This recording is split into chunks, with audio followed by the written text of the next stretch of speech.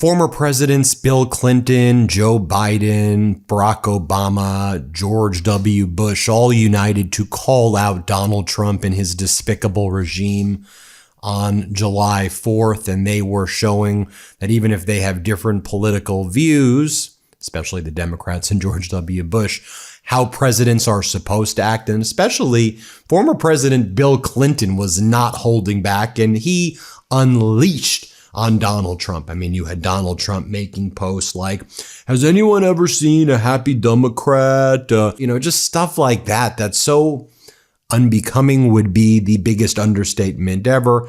But then you had former President Bill Clinton issue a statement bashing Donald Trump's America 250 fraud, the utter failure that was the America 250 grift. Here's what Bill Clinton wrote. And Bill Clinton really hasn't put out that many statements lately, and it's just notable too, because what was it? Yesterday, Donald Trump, or 2 days ago when he was doing that interview with Usha, he's like, I like Bill Clinton. I still like Bill Clinton. Okay. Here's the statement by former President Bill Clinton. Statement from President Bill Clinton on America 250 and the state of the country. 250 years ago in Philadelphia, our founders embarked on a radical experiment and declared a new nation rooted in the ideal of equality with an elected government charged to advance life, liberty, and the pursuit of happiness. Since then, our government of, by, and for the people have become the longest lasting, continuous democracy in the history of the world. Our road from 1776 to today has been, in Abraham Lincoln's word, piled high with difficulty at every turn. There have been forces of reaction seeking to claw back the extension of our rights and liberties to more people. But by and large, thanks to celebrated leaders and everyday Americans alike, we have stumbled in the right direction, widening the circle of opportunity, deepening the meaning of freedom, and strengthening the bonds of our community. Today, we celebrate this milestone amid another period of deep division, renewed questions about America's future and the role in the world, and serious threats to our own institutions and to our democracy itself. The people in charge have unleashed masked agents on American communities to seize people from their homes, workplaces, and the street. They have started an unconstitutional war on a whim with no clear objectives or exit strategy and zero regard with the consequences to the lives of millions of people around the world. With the help of lifetime appointees to the Supreme Court and a compliant Congress. Do you think it's over for MAGA? I think this is the beginning of the end. I really do. It's done. MAGA done. Yeah. It's so rinsed out.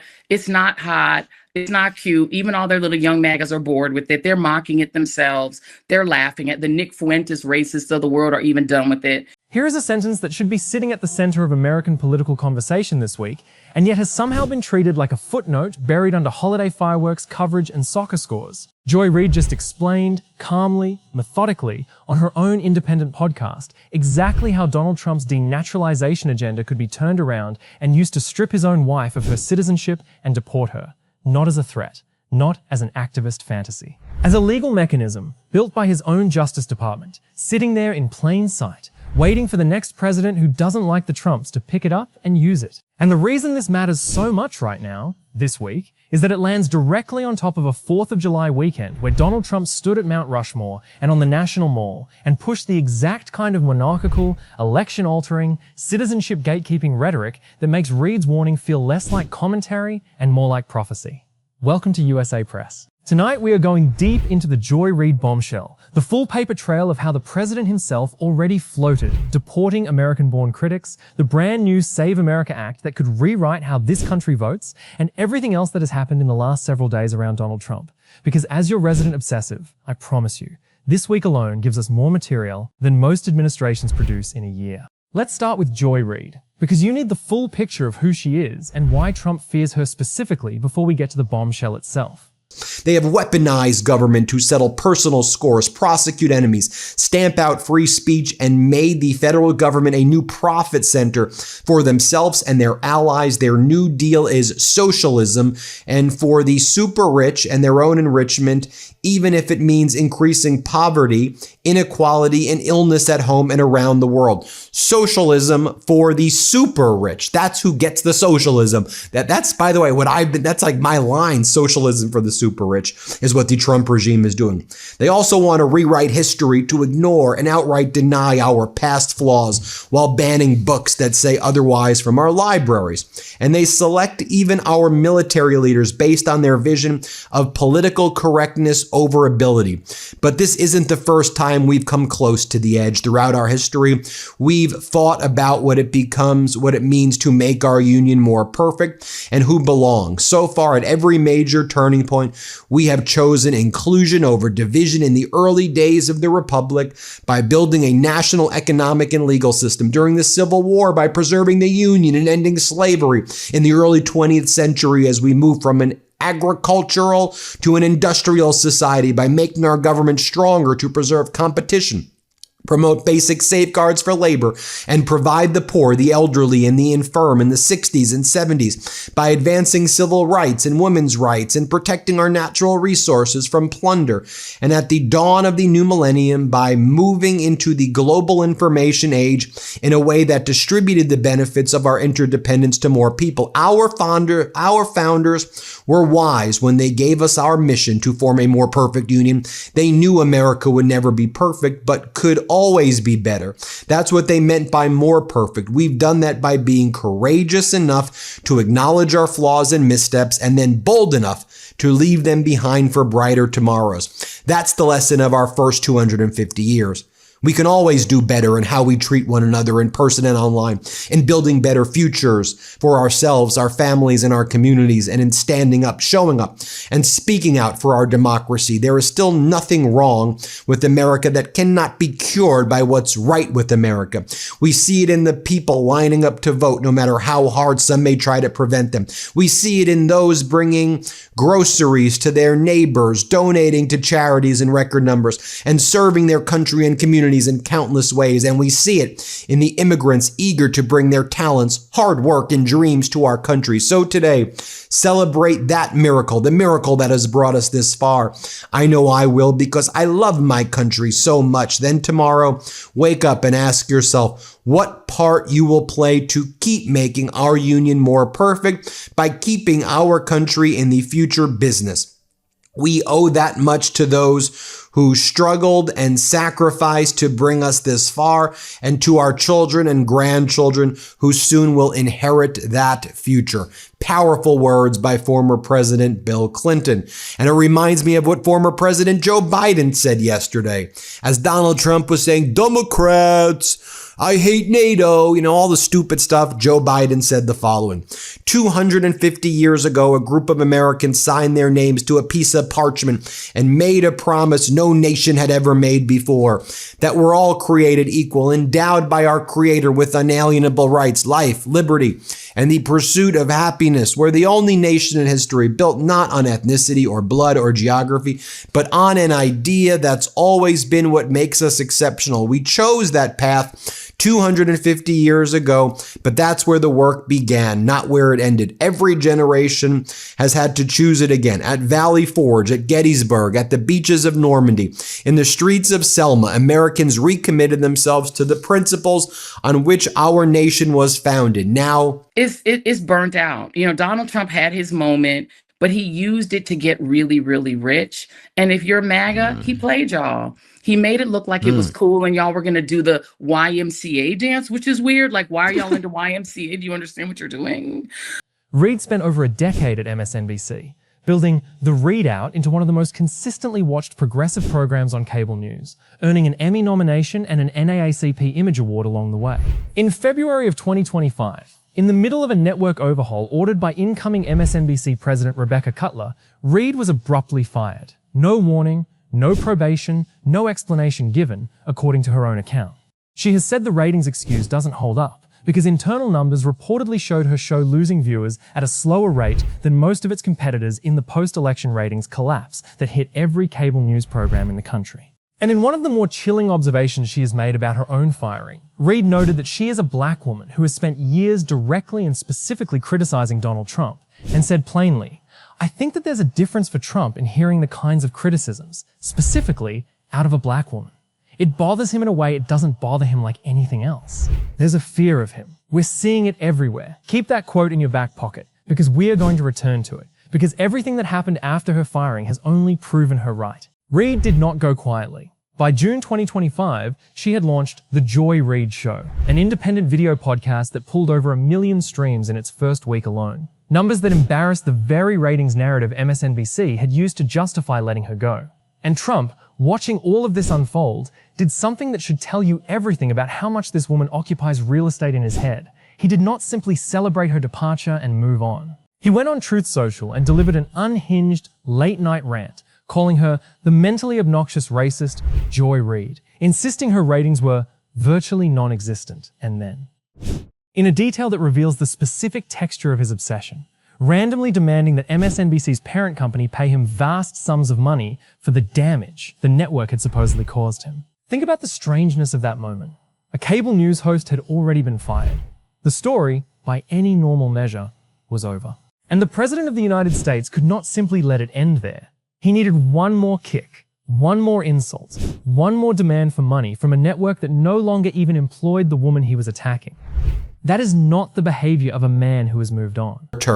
There's nothing guaranteed about our democracy. We have to fight for it, defend it, and earn it over and over, year after year. That's not a burden. That's what it means to be an American. 250 years in, we still haven't fully lived up to those words in the Declaration, but we've never walked away from them. And this July 4th, I hope all of us can commit to one thing, that we never will. I don't believe we're as divided as we're told we are. I've bet my whole life on the American people, and I'm not stopping now. Happy 250th, America. Our story isn't finished. Let's keep writing it together. Former President Obama posted, America is a constant work in progress. Every generation must take up the unfinished work of the last and carry it further. Protecting what's right, fixing what's wrong, and making our union a little more perfect. 250 years later, that is more important than ever. We also saw former President Obama, Biden, Clinton, and George W. Bush all sit down for interviews with the Today Show, and they all spoke very powerfully. Here's what former President Obama had to say. Let's play this clip. What message do you have to Americans? Remember what's best in us. The basic principle upon which this country was founded, which is we don't have rulers, we don't have kings or monarchs or aristocracies, we have citizens.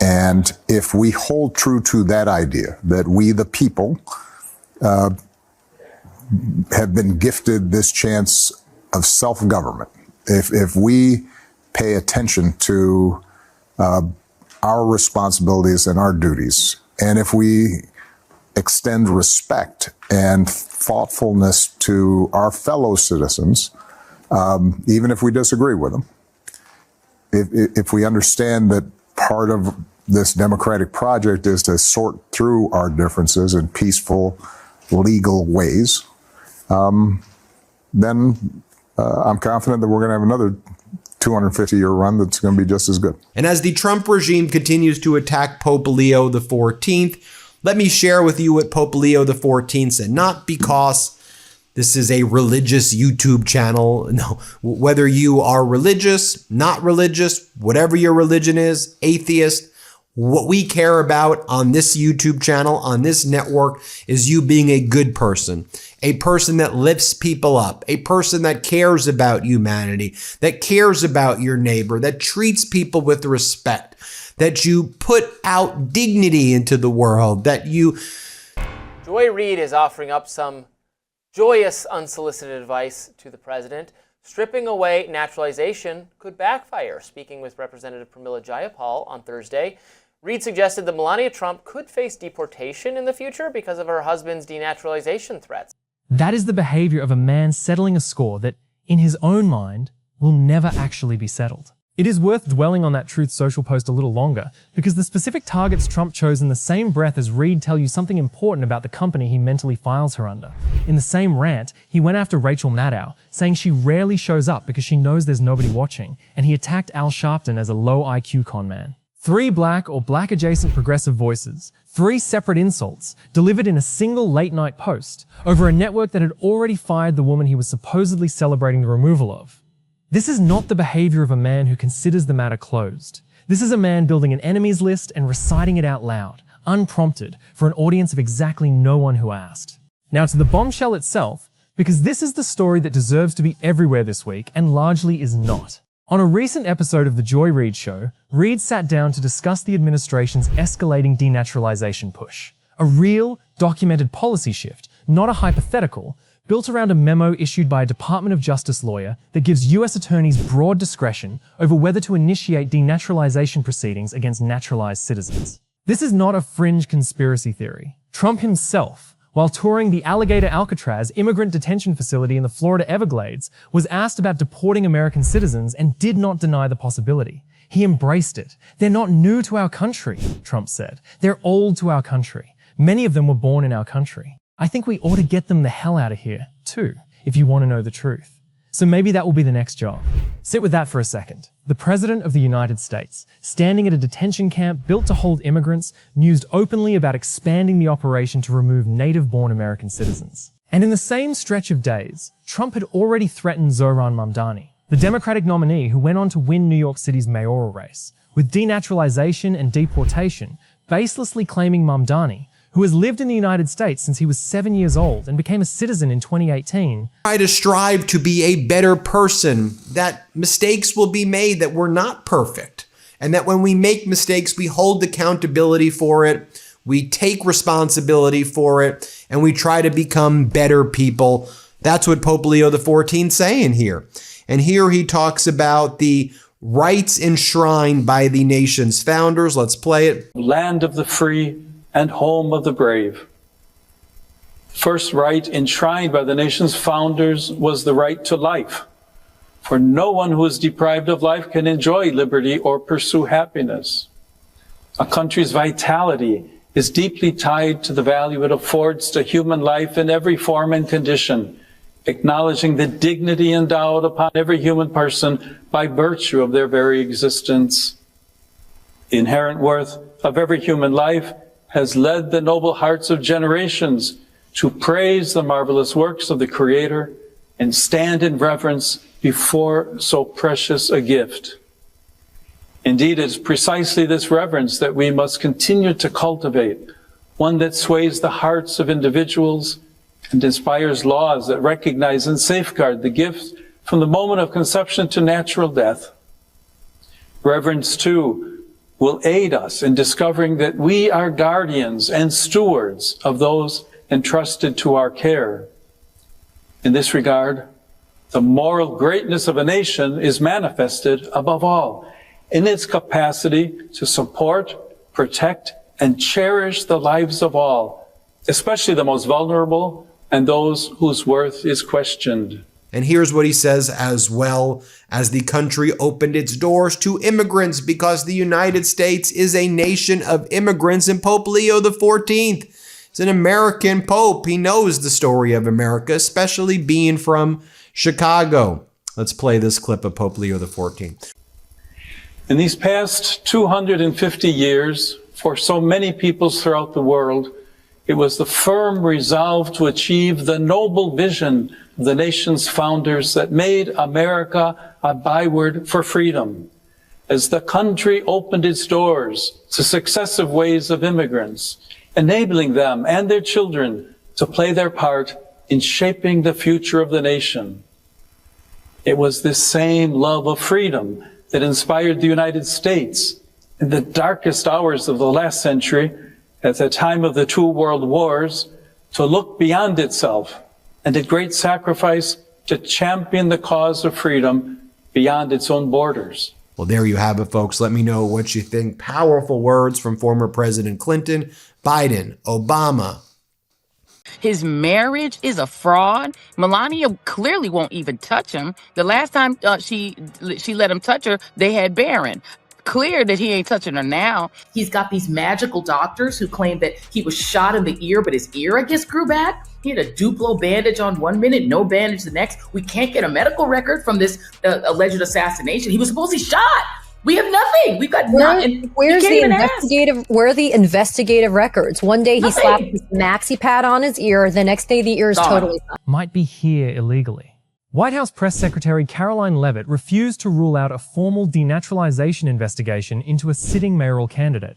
A Republican congressman, Andy Ogles of Tennessee, publicly called on the Attorney General to pursue denaturalization proceedings against Mamdani over rap lyrics he wrote as a young man in 2017. This is the machine Joy Reid was describing when she turned to Congresswoman Pramila Jayapal on her show and laid out the following in plain and devastating terms. If you give the President of the United States monarchical-like powers to say, I don't like your views, I don't like your take on issues, I don't like that you're too liberal, you're not conservative enough, I'm just going to take away your naturalized citizenship. Well, if we ever get a Democratic president, they could say, I don't like Melania Trump. She wasn't born here. She was born in Slovenia. She is a naturalized citizen. She's out of here. And then Reid went further, somewhere almost nobody else in political media has been willing to go. She pointed out that Ivana Trump, Donald Trump's first wife, the mother of Don Jr., Ivanka, and Eric, buried at his golf club in Bedminster, New Jersey, was herself a foreign-born immigrant who was not an American citizen at certain points relevant to this discussion, and that a hypothetical future Democratic president hostile to the Trump family could, using the exact legal framework this administration is currently building, attempt to argue that Don Jr., Ivanka, and Eric's own citizenship status traces back to a foreign-born parent. This opens a huge door, Congresswoman, Reid said, because that means that any future president can decide that they don't like the Trumps and don't want them here and want Melania gone. She closed the loop by noting that Secretary of State Marco Rubio's own grandfather had a documented immigration and deportation order against him decades ago in the 1960s and never actually left the country as ordered. Meaning even members of Trump's own cabinet sit closer to this exact legal vulnerability than they might like to admit. Here is why this analysis is so much more dangerous to Trump than any late-night joke could ever be. And I want you to really sit with this, because it is the whole thesis of tonight's report. A comedian's punchline is designed to be dismissed the next morning. It lives and dies in a single news cycle. What Joy Reid did was different in kind, not just in degree. She built a legal argument, using Trump's own Justice Department memo as the load-bearing wall, and walked it, step by step, all the way to Melania Trump's passport. She did not call Melania names. She did not mock her accent or her past. She simply described, accurately and specifically, the exact mechanism this administration has built, and then pointed it at the one person in Trump's orbit whose removal would wound him more personally than any indictment, any impeachment, or any lost election ever could. Melania Trump is the First Lady in American history to be a naturalized citizen. She was born in Slovenia in 1970, arrived in New York in 1996, and became a citizen in 2006. Every single fact in Reid's argument is true. Donald Trump is losing control as it's increasingly clear that the national financial data that gets released by the Bureau of Labor Statistics and other agencies within the Trump regime seem to be a lot like Donald Trump's personal finances. They seem to basically be fake, inflated, and deflated. And I think the American people are starting to understand what's going on. And there were a lot of people saying, you could still trust the Bureau of Labor Statistics. They're going to still be accurate. Under the Trump regime, sorry, because this data that we see is raising massive red flags. And I just tend to trust the consumer sentiment, where consumers, the people, kind of like the people I talk to, who feel that right now things are worse than during the Great Depression, the worst consumer surveys, like basically in the history of the surveys. That seems to be where most people are right now, and not what the Trump regime is putting out there. Also, the Trump regime keeps putting out all of these like massive revisions, which they said, we're never going to do these revisions on jobs numbers. But it turns out that even when you get like a bad job print, it's actually much worse than that, and you find out a few months later. I want to bring in Brian Tyler Cohen, the author of the new book as well, The Day After, How to Wield Power in a Post-Trump World, to go over this data with me. Brian, let's just go through some of this data together, and then I got questions for you. So you take a look at this over here. The Kobe Lassie letter reports this. Since the start of 2025, U.S. job numbers have now been revised down in 14 out of 17 months by a total job loss of 710,000 jobs. So the May and April jobs numbers were revised down by a total of 74,000. And those job numbers were not good to begin with. That's the largest 2-month downward revision since December. April jobs were revised down by 31,000 to 148,000. May jobs revised down by 43,000 to 129,000 jobs. This means 41,000 or so jobs have been revised out of previously reported data on average in each period per month at this point. So if we apply this average to the 57,000 June non-farm payrolls, it would imply just 15,000 jobs were added last month. And then it's even going down from there. So you learn all of that. I'll give you another data point as well, Brian Tyler Cohen. You take a look at the Strait of Hormuz right now, where the Trump regime says at this point, things look as good as they did before the war started. We're setting record amounts of oil. And, you have an independent entity like Kepler. They say Hormuz recovery remains very fragile. Tanker tracker Kepler recorded 34, 48, and 38 crossings of the Strait of Hormuz over the last 3 days against a pre-war average of 125 to 140 daily. The data undercuts the claim by a U.S. official to Bloomberg this week that oil flows through the strait have surpassed 10 million barrels per day, with the U.S. military support driving a shipping surge. Kepler's figures show that actually it's roughly 5 million barrels of oil exiting the strait daily on average in June, half of the officials' claim from the Trump regime, and a quarter of the roughly 20 million barrels per day that transited before the war. Now, Brian, this also seems a lot like what went down between the United States and China, where Donald Trump was bragging, look, I got them to buy 13 million metric tons of soybeans, when under former President Biden, we didn't even think about that. It was 26 million metric tons. So Trump was bragging about half. But then when we found the real number, it was probably half of what Trump was bragging about. So now he's bragging and boasting. In reality, the truth is we're doing about a quarter of that. And that's kind of the theme with all of this, Brian. And, your book, The Day After, How to Wield Power in a Post-Trump World, which everybody's got to go and make sure you order right now. You talk about what Democrats can do to wield power. Frankly, my own view is, what can people do to wield power with this level of fraud taking place, Brian? That is what makes it unanswerable in the way jokes never are. You cannot laugh off an accurate legal roadmap. And it's worth noting this isn't the only time this year Reid has taken a specific factual thread most of political media ignored and pulled it all the way to the end. On her show, she has also gone after the financing of Trump's new White House ballroom project, walking through the contrast between the hundreds of millions being spent on construction and the healthcare subsidies and food stamp funding that have been simultaneously cut, asking pointedly why the money exists for one and not the other, even as critics on the right have tried to nitpick her framing of who is technically footing the bill. That is the through line across all of Reid's post-MSNBC work. She does not deal in vibes. She takes a document, a memo, a budget line, or a policy detail that the daily news cycle glosses over, and she walks it out to its full logical conclusion in front of an audience in the hundreds of thousands. It is a fundamentally different kind of threat to this administration than outrage, because outrage fades and a followed paper trail does not. If this is the kind of connect-the-dots journalism you come to USA Press for, hit that like button right now and subscribe. Because we are not interested in the surface-level headline, we are interested in showing you exactly how the machinery fits together every single day. Share this with someone who needs to see the whole picture. Now let's zoom out, because Reid's warning did not land in a vacuum.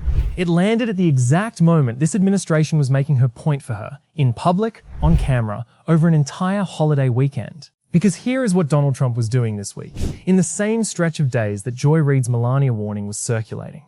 On Friday, July 3rd, Trump traveled to Mount Rushmore National Memorial in South Dakota to deliver a speech kicking off the nation's 250th anniversary celebrations, and what came out of his mouth should have dominated headlines on its own.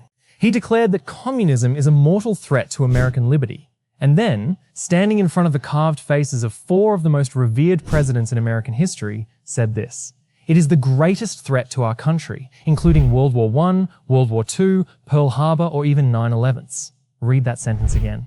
The sitting President of the United States, at one of the most solemn patriotic monuments in the country, ranked a vague ideological boogeyman above the deadliest attack on American soil in this nation's history, above 2 world wars that killed tens of millions of people at a ceremony meant to honor the founding of the Republic. NPR's own reporting noted, accurately, that the language evoked the McCarthy-era Red Scare of the 1950s, a period when Americans were blacklisted, persecuted, and stripped of careers and reputations over suspected communist sympathies, often with zero due process.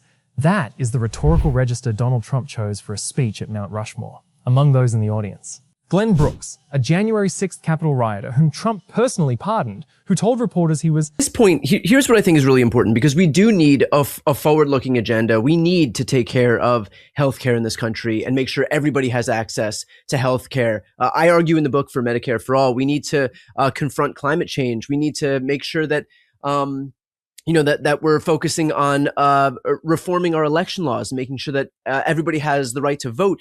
But at the same time, I make the argument that you can't do any of this and still have a functioning democracy if you don't hold people to account for the corruption that they're engaging in right now. Like, we have to be able to walk and chew gum at the same time. So people are seeing this. They're seeing the overt corruption, whether it's shorting the stock market on a daily basis. Obviously Donald Trump's financial disclosure form, which has, I think it's 927 pages long. For comparison, Joe Biden's was 11 pages long. Shows the amount of trades that he's done, which directly correlate to when he's giving speeches that impact the very things that he's trading on. So all of this is happening in plain sight. We're watching the Trump family get rich hand over fist. We're watching the Pentagon give loans to Don Jr., for example, to the tune of like $620 million for companies that he just invested in 5 minutes ago. So these people are making so much money. The grift and graft and corruption is so overt. If we want anybody to have any faith in a true constitutional republic, a real law and order system, then that has to mean we hold people to account for the criminality and corruption that they're engaging in right now. So we cannot do what we did during the Biden era, where you lean on somebody like Merrick Garland, who decided to prevent the optics of politicization and allow Donald Trump and Republicans to get away with all the crimes that they engaged in, because God forbid we look politicized. Because you look at this now, the system that we're in right now, where it almost feels like crime is legal on a daily basis. We wouldn't be here if there was any deterrent effect, but there was no deterrent effect for these people. And so now the lesson that they learned is I can get away with it so long as I'm powerful enough. The concept of the big lie was coined by Adolf Hitler in his 1925 book, Mein Kampf. And Donald Trump's first wife, Ivana, said that was a book that Donald Trump, kept near and dear to him. Joseph Goebbels, Hitler's propaganda minister, said, if you tell a lie big enough and keep repeating it, people will eventually come to believe it, with the colossal nature of his lies. That are, the algae is put in there by algae crooks, and they threw the algae in. It sounds so farcical versus, it sounds so out there that at first, and this is a pattern, people treat it like, whatever. But then he keeps on saying it. Then Fox repeats it over and over again. And before you know it, he gave his MAGA cult base a hook. And they believe it and they go, got it. I guess that's the case. The numbers of his fraud, the numbers, when we're talking about hundreds of billions and billions and trillions, it's hard for people to even kind of process it. I think people can process, got it, $100, $1,000. But when you're talking about the scope of some of these things that the Trump regime is doing, and then you're talking about like the schemes that he's involved in by buying these, different funds and this and that, and this gets shifted over there. I just think, it overwhelms people. What do you think about that? How do we deal with that? Trump has those kind of voters. They are dedicated to him personally. They care more about him being happy than them being happy.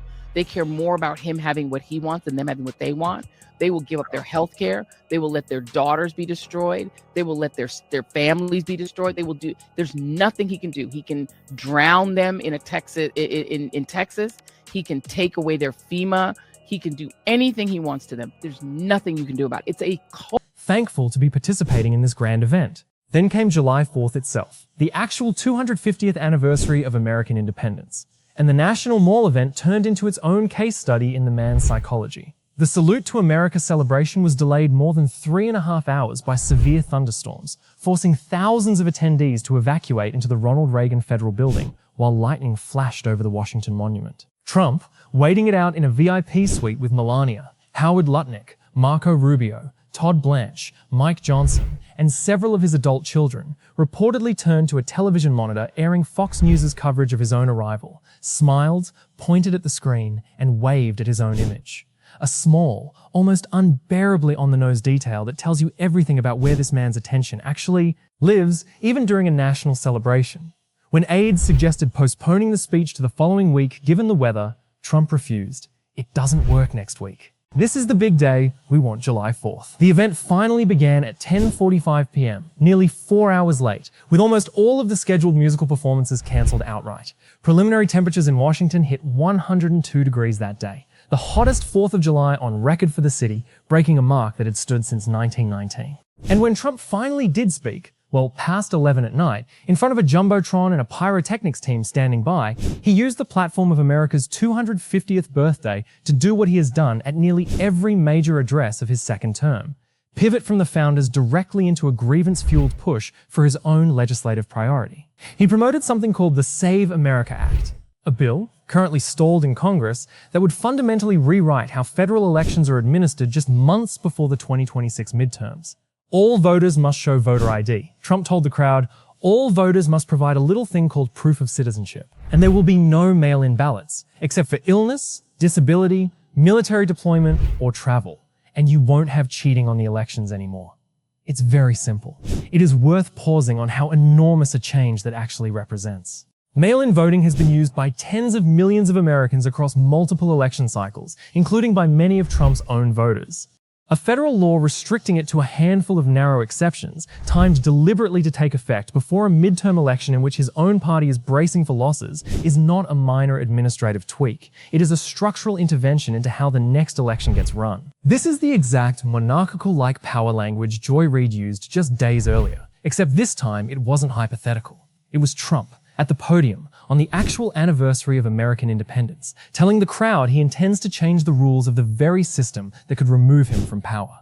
It is worth taking a moment to actually walk through what the Save America Act would do in practical terms, because election security is the kind of phrase that sounds reasonable in a soundbite and becomes far more alarming once you look at the mechanics.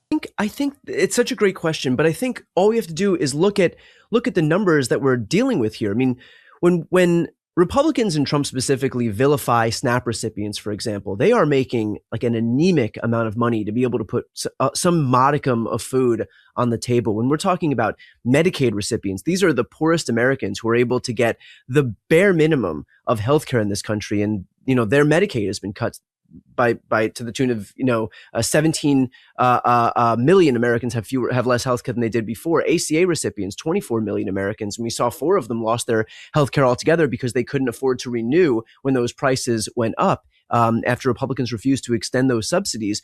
So we see Republicans vilify people at the bottom of the socioeconomic ladder in this country for using the scraps that were available to them.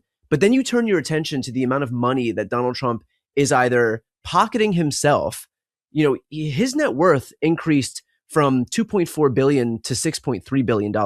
That is insane. I think the only person that made more money than Donald Trump is like Elon Musk and maybe a few of Trump's other donors at the top. But this is a massive amount of money. So for him to make that much money personally, and then you add on top of that the amount of money that's been squandered on the reflecting pool, the amount of money that's been squandered on retrofitting Donald Trump's personal jet that was gifted to him from Qatar, the amount of money that was squandered on the ballroom, which was supposed to be paid for by private donations and suddenly isn't, the amount of money that's been squandered on Trump's military parade, on this great American state fair that can just serve as this propaganda outlet for Donald Trump and the MAGA movement. I mean, on issue after issue after issue, we are lighting millions or billions of dollars on fire so that Trump can engage in these vanity projects if he's not just taking the money himself. And these people have the audacity to vilify people who are just trying to get by in this country. The very people, by the way, who Trump appealed to when he was on the campaign trail, talking about the price of housing and rent and groceries and eggs. Now those people are being left high and dry. They're being vilified while Republicans and Trump and his family are consolidating more wealth, more power, more money than ever before. Yeah, and just so disgusting because just a very basic understanding of how Medicaid works.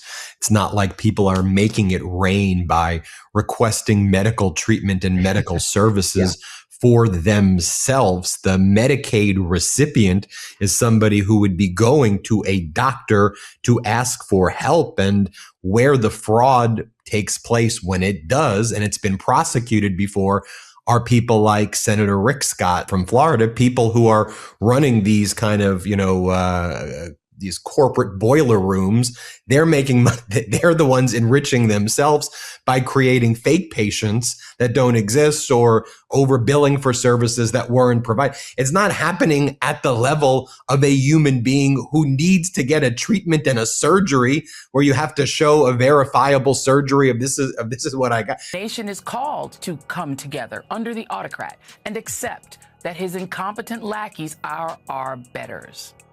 The idea that any random white guy or right-thinking woman with zero background is inherently superior to any black person or woman, no matter how many degrees or qualifications they have, is a conceit of fascism and ethno-nationalism that, no, we cannot come together around. We cannot come together around mass deporting millions of immigrants and potentially separating families or... The bill would require documentary proof of citizenship for voter registration nationwide, a burden that election researchers have repeatedly found disproportionately affects married women who have changed their surnames, elderly voters without ready access to birth certificates, and lower-income voters without a passport, since a standard driver's license does not, on its own, prove citizenship.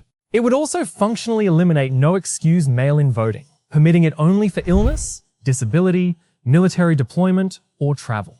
Categories that would need to be affirmatively claimed and, presumably, verified, adding friction to a method of voting that a significant share of both parties' voters have come to rely on since the 2020 election normalized it at scale. Passed as federal law just months before a midterm election in which Trump's own party is bracing for losses in the House, the timing alone would raise eyebrows even without the president's own framing of it as a personal legislative priority delivered from a podium on the nation's 250th birthday. He didn't stop there.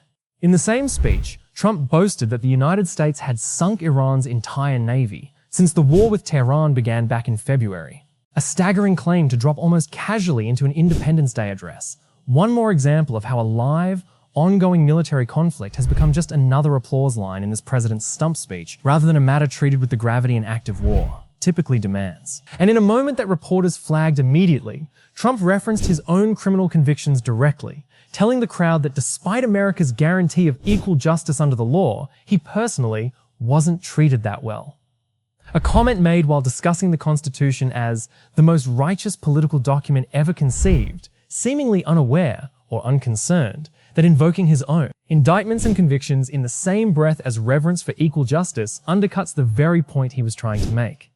That there are all these group of people, and often the attack now is directed at a lot of young people. I've noticed, too, it's like, and it's these young, they're just sitting around playing video games, collecting all that Medicaid money at this point. It's like, what are you talking about?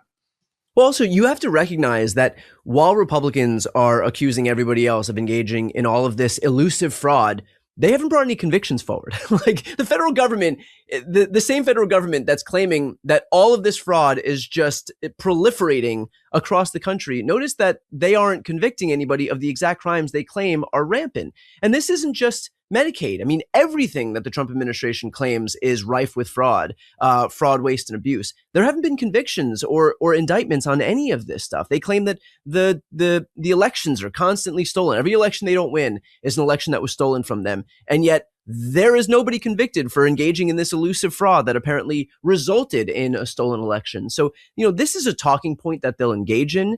They know that it's red meat for a very undiscerning base.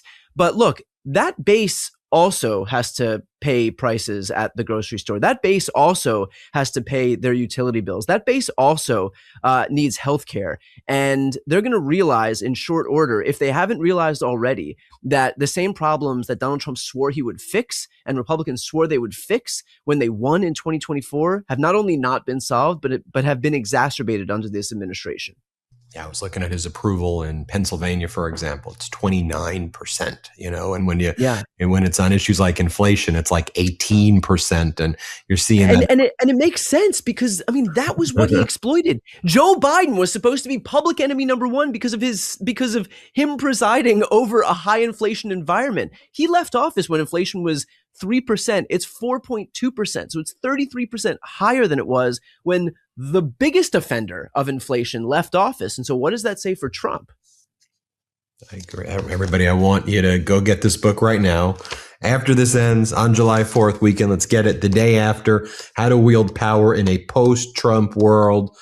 Brian Tyler Cohen. Brian, anything else people should know about the book, though, as well? I know, you're doing some cool things in terms of, where some of the money goes to.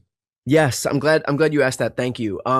So I work with Mark Elias, who is as big a hero for democracy as you could possibly have. He's engaged in, I think, 83 or 84 lawsuits right now against Republicans or the Trump administration itself.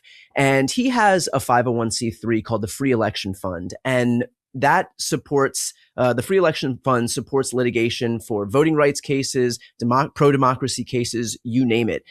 That fund is supported by outside folks. And so I decided, along with my editor and my publisher, so all three of us are going to donate proceeds from every single book sold to the Free Election Fund. This is a man who has been convicted on 34 felony counts, standing in front of the nation on its 250th birthday, telling the crowd that he, personally, was the one who didn't get treated fairly by the justice system. Let's dwell for a moment longer on the Rubio detail, because it deserves more than a passing mention. It might be the single most delicious piece of irony buried inside this entire story. Marco Rubio, now Secretary of State in this very administration, has built decades of political identity around his family's immigration story. The son of Cuban exiles, the American dream personified, a talking point he has used in countless speeches and campaign ads. What Reid pointed out is a fact that has been publicly documented for years, but rarely surfaces in the current political conversation. Rubio's grandfather was, in the early 1960s, actually ordered deported from the United States after entering without a valid visa, and simply never left, eventually settling into a kind of prolonged legal limbo before ultimately securing refugee status. That is not a smear. That is the Secretary of State's own family history, sitting in plain view, one legal technicality away from being the exact kind of case this administration's denaturalization framework is theoretically built to pursue.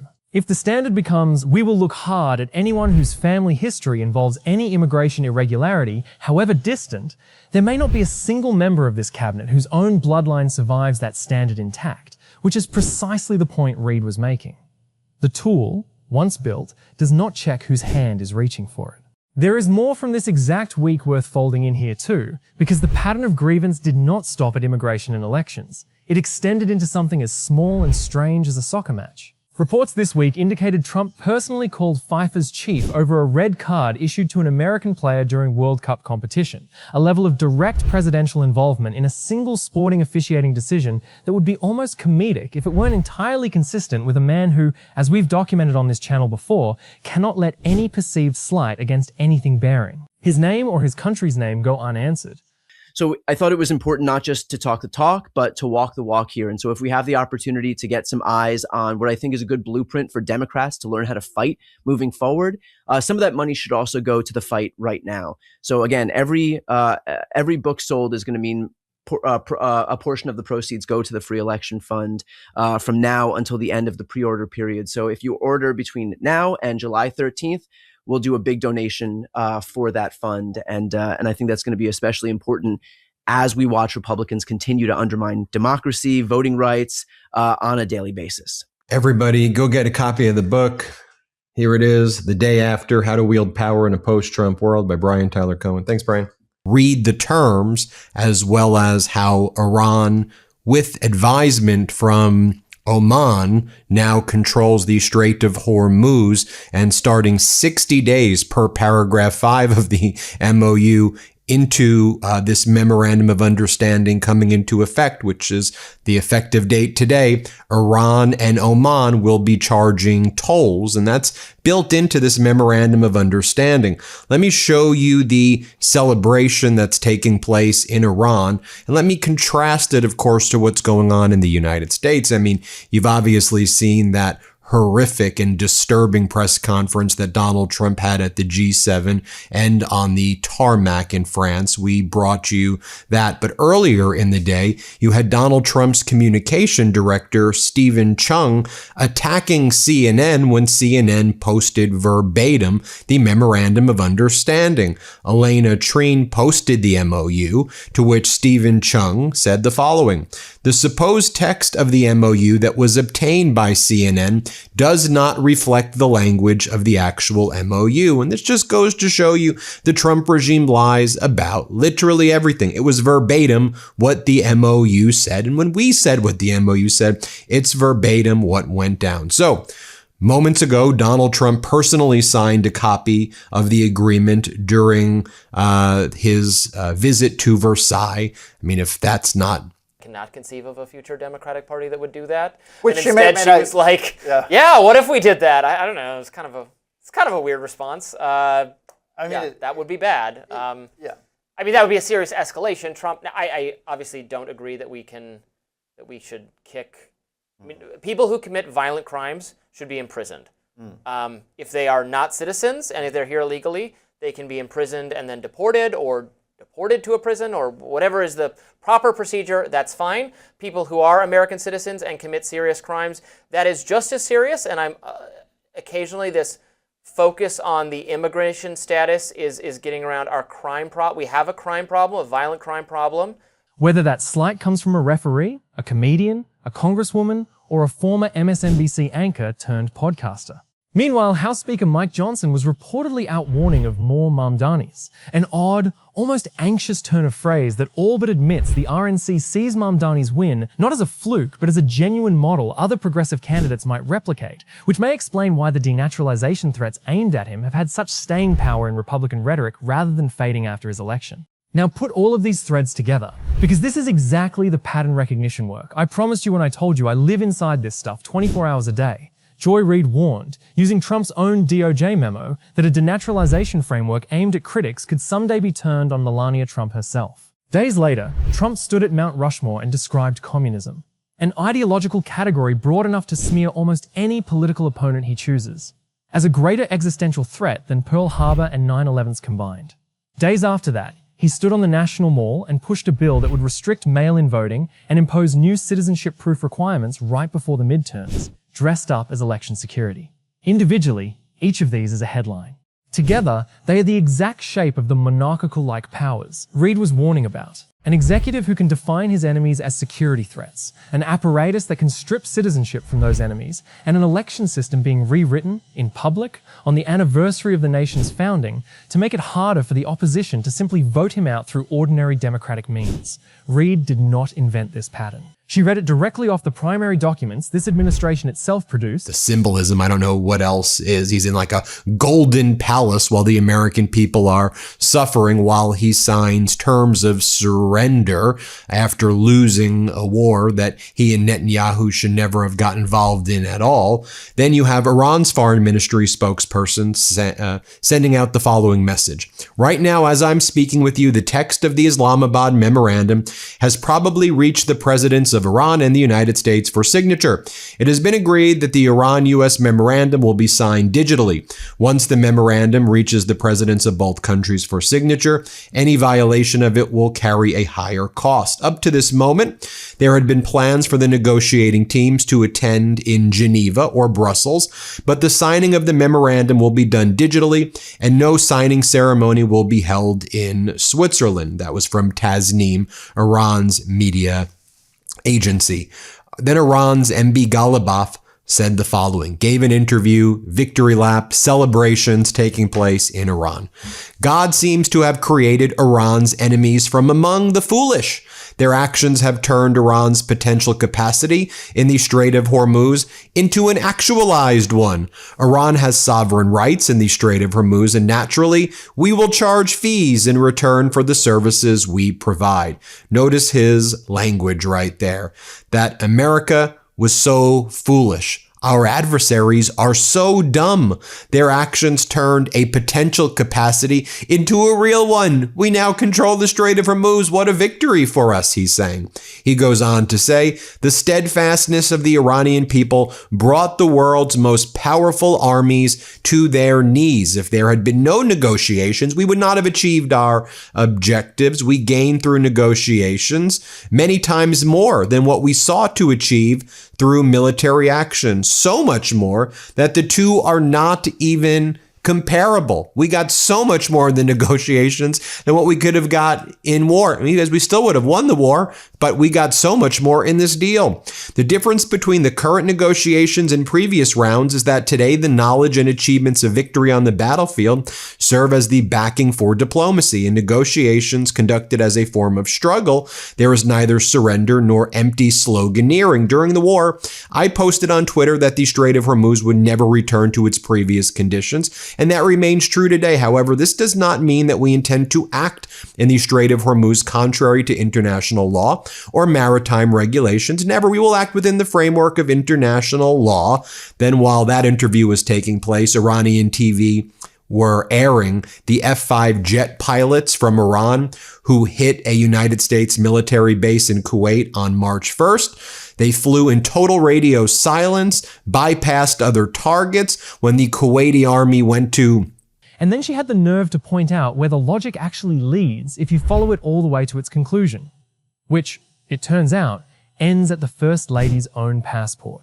And it is worth giving Zohran Mamdani his own moment here, because his response to being threatened with denaturalization is itself part of this week's story. On the same July 4th weekend that Trump was warning of communism at Mount Rushmore, Mamdani, now the sitting mayor of New York City, delivered his own Independence Day address, describing America as a nation working each day towards the perfection in which it was conceived, and pointedly referencing the common line of attack used against immigrants like himself. For generation after generation, we have been told that when the world has sent its people to our shores, it has not sent its best. Those ideals upon which our nation was built, they are strong enough to endure any authoritarian regime, but only if we reach for them. Notice what Mamdani did there. He did not simply deny the accusation against him. He located his own citizenship, his own belonging, inside the exact founding language Trump was simultaneously trying to claim for himself at Mount Rushmore just one day earlier. Two men, one day apart, both invoking the spirit of 1776, one to warn about communism destroying the country from within, the other to insist that the country's own ideals are strong enough to survive whoever currently occupies its highest office. That contrast is not an accident of scheduling. It is the entire argument of this news cycle, playing out in real time on two different stages. Let me give you my prediction section now, clearly labeled, because I have tracked this exact behavioral loop for years and it never fails to resolve the same way. Prediction 1. Trump will not respond to Joy Reid's Melania argument with a substantive rebuttal because there isn't one. The legal mechanism she described is real, and any response that engages with the actual argument only draws more attention to how real it is, which is itself a kind of tell worth watching for in the days ahead. The F-5, they were mistaken and they hit the US F-15E, and that's when there was the friendly fire incident at the very beginning of the war. You remember that? That's what went down. Meanwhile, Ghalibaf goes on to say, once the ceasefire came into effect, you saw that the enemy carried out actions in the Persian Gulf, and we immediately responded. The latest example was the incident involving the American helicopter. In addition, 2 enemy warships that were attempting to pass through the Strait of Hormuz were struck and suffered extensive fires, a matter that satellite imagery also confirmed. On the other hand, any airport in any country from which enemy fighter jets took off was targeted. All of these events occurred while we were simultaneously engaged in negotiations, and Lebanon is part of the resistance front. Under the agreement, Iran supports the resistance front, while the United States is a supporter and ally of the Israeli regime. Therefore, it is natural that when a ceasefire is established, it must be respected on all fronts, especially in Lebanon. I must thank the dear people of of Lebanon, particularly the Shiites and Hezbollah, who stood up during the U.S. and Israeli aggression against Iran and sacrificed nearly 4,000 martyrs. While we were under a ceasefire, they continued fighting and continued to suffer casualties. When the Israeli regime targeted Daya, we threatened the United States and issued an ultimatum that our demands had to be accepted. Otherwise, we would respond. Trump was compelled to post on social media and tell Netanyahu that the attacks had to stop and that Daya can no longer be targeted. Not only, by the way, though, did I not volunteer to join the negotiating team, Golubov says, but I was actually reluctant to do so. Before accepting responsibility for the negotiations, I did everything I could to avoid having this responsibility assigned to me. One of the reasons I did not want to accept this responsibility was that Donald Trump was the planner, commander, and overseer of the assassination of Qasem Soleimani. General Soleimani was dear to the entire Islamic world, but he was certainly different for me on a personal level. Do you think it is easy for me to sit down and finalize text with such a person? However, when I saw that none of the officials proposed anyone else and that my own suggestions were not accepted, I had to carry out the duty that had been assigned to me. We are not meant to do only that which we like. Rather, we must do what our duty requires of us. My pessimism and distrust towards the United States is greater than anyone else. As a result, even if there is this final agreement and it's approved by the United Nations Security Council, it is still not trustworthy. Our guarantee will be Iran's power. Meanwhile, Golubov claims that payment for maritime services in the Strait of Hormuz, it's embedded in the MOU. His argument is that the coastal states possess sovereign rights and responsibilities under international law, and that Iran will naturally collect fees. Can't come together around kicking women or gay, bi, or trans people out of the military just because Macho Man weekend TV guys said so. We cannot come together around Elon Musk, who runs an app infused with racism and misogyny, and who gamed that app to sway an election, and now essentially co-owns a president alongside Vladimir Putin. Joe Biden is perfectly free to come together with Trump and the people who literally 3 days ago were calling him every name in the book, because he's the president and therefore immune from prosecution by our soon-to-be autocrat under John Roberts' rules for American kings. So he has the privilege of coming together with the guy who quoted Hitler on his way back to the White House. Some of us do not have the privilege to come together. The comedians make him furious because they make rooms laugh at him. Joy Reid makes him something else, something he has spent his entire public life trying never to be. Exposed. Not mocked. Exposed. Because a joke can be waved away as bias. A legal argument built from his own administration's paperwork, walked calmly to its logical conclusion by a woman he already tried and failed to silence once, cannot be waved away at all.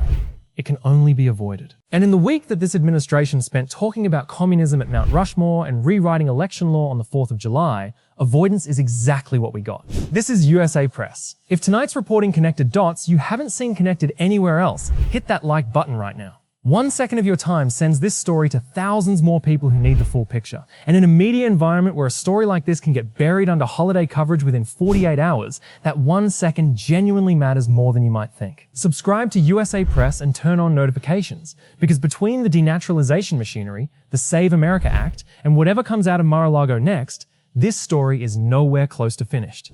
Drop a comment and tell us. Do you think Joy Reid's Melania argument is the single sharpest piece of political analysis delivered by anyone, comedian, or journalist this entire year?